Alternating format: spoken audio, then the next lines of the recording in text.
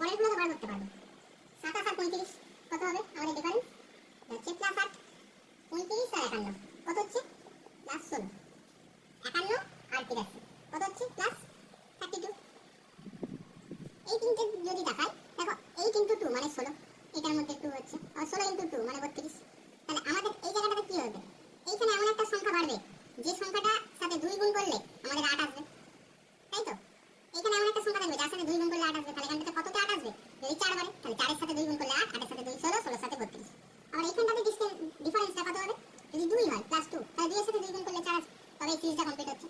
যদি এইটা এখানে অ্যানসারটা বসাই, মানে 27 থেকে 4 বিয়োগ করে যদি এখানে বসাই, বা 21 এর সাথে 2 যোগ করে যদি এখানটাতে বসিয়ে আমাদের পুরো সিরিজটা কমপ্লিট হয়, তাহলে সেটাই আমার সঠিক অ্যানসার। তাহলে 21 আর 2 এর 23, 23 আর 4 এর 27 মিলে যাচ্ছে, আর 27 থেকে 4 বিয়োগ দিলে 23, সো আমাদের 23 হবে রাইট অ্যানসার।